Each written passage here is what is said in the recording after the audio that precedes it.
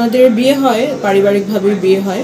তো বিয়ের পর থেকেই আমার হাজব্যান্ড আমার কাছে মানে ইনায় বিনায় বলতো যে, কিন্তু তখন সে জব করতো, টাকা চাইতো, কিন্তু তখন সে জব করতো। জবটা সে 2023 সালে 22 সালের 30শে ডিসেম্বর সে ছেড়ে দেয়।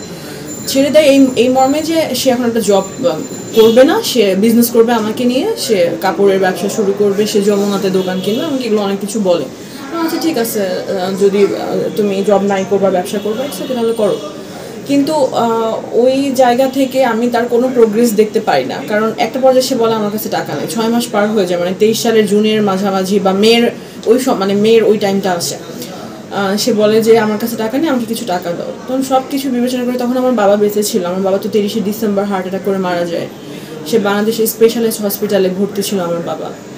তো বাবা তখন বেঁচে ছিল। বাবা কি করে আসলে, যেহেতু আমরা দুইটাই বোন, আমি বড় মেয়ে, বাবা কি করে মেয়ের সংসার যেন ঠিক থাকে, সেজন্য সে তারও 7 লাখ টাকা অ্যান্ড আমার জমানো 12 লাখ টাকা ছিল, আমি সব টাকা তাকে দিয়ে দিই। 19 লাখ টাকা সে আমার কাছ থেকে নেয়।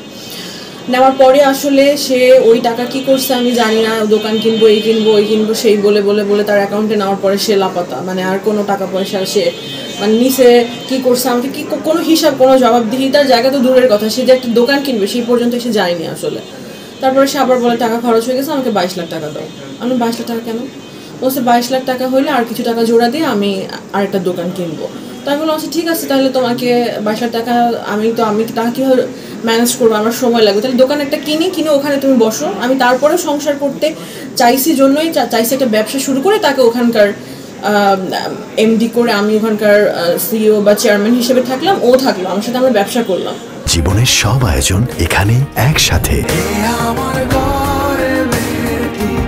কিন্তু সে টাকা তার হাতে নগদ চায় না, আমাকে নগদ টাকা দাও, আমাকে টাকা দাও, দোকান আমার কাছ থেকে কেনা হবে, তুমি আমাকে নগদ টাকা, আমার টাকা তার হাতে দিতে হবে। কিন্তু একবার টাকা দিয়ে সে সেটার কোনো হিসাব দেয় না, বা সেটাকে সে কীভাবে খরচ করছে আমাকে কিছু বলে না। সো আরেকবার আমি কীভাবে তার হাতে এতগুলো টাকা দিই, আর এতগুলো টাকা আমি কোথায় পাবো এখন? তো সব মিলে আসলে বাধ্য হয়ে এখানে আসে।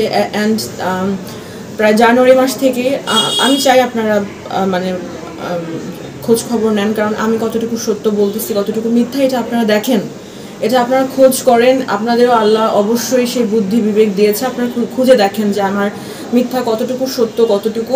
সে জানুয়ারি মাস থেকেই তার গ্রামের বাড়িতে যে থাকা শুরু করে, এবং মাঝখানে শুধুমাত্র ঢাকায় 2 বার আসছে, এবং 2 বারই আসলে হতাশাজনকভাবে, এর চেয়ে বড় হতাশা আর হয় না। তার একটাই কথা, আমি তোকে টাকার জন্য বিয়ে করছি, তুই কি এখনো বুঝতে পারিস না, তুই টাকা দিবি কিনা বল। তুই উকিল নোটিশ পাঠায় কোনো লাভ নেই। আমি আমার আইনজীবী অ্যাডভোকেট মিঠুন সাহা ভাইয়ার মাধ্যমে তাকে 2 বার নোটিশ পাঠিয়েছি যে আসো আমরা মীমাংসা করি, আমরা সংসার করি, কিন্তু সে আশানুরূপ কোনো জবাব এটা দেয় না।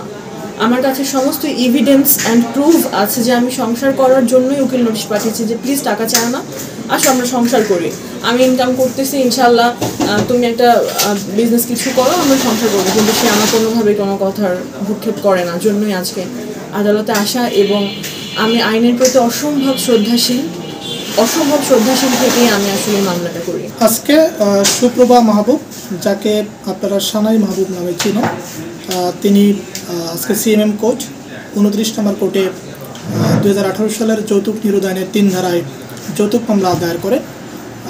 মূল ঘটনা হলো যে সানাই মাহবুব আজকের মামলার বাদী, যৌতুক মামলার বাদী, তিনি তার স্বামীকে 19 লক্ষ টাকা দিয়েছিলেন ব্যবসা করার জন্য। তিনি ব্যবসা না করে সেটা নষ্ট করেন, বা তিনি জানানও না যে টাকাটা তিনি কী করেছেন। পরবর্তীতে তার কাছ থেকে আবার 22 লক্ষ টাকা চাওয়া হয়, কিন্তু আজকের মামলার বাদী বলেছেন যে না, আমি 22 লক্ষ টাকা দিতে পারবো না, কিন্তু আমি তোমার সাথে সংসার করতে চাই। সংসার করার জন্য পরপর 2টা লিগাল নোটিশ পাঠানো হয় তাকে, এবং লিগাল নোটিশের জবাবও দিয়েছে। জবাবটা ছিল মিথ্যা, বানোয়াট এবং মানহানিকর। যাই হোক, পরবর্তীতে 31/7/25 তারিখে এই মামলার আসামি আবু সালেহ মুসা, তিনি ঢাকার বাসায়, অর্থাৎ বাদিনীর বাসায় তার কাছ থেকে আবারও 22 লক্ষ টাকা চান, এবং বলেন যে আমি তোকে টাকার জন্য বিয়ে করেছি, শতবার লিগাল নোটিশ পাঠালেও আমি আর লিগাল নোটিশ গ্রহণ করবো না, এবং আমার দাবিকৃত যৌতুক বাবদ 22 লক্ষ টাকা না দিলে আমি সংসার করবো না।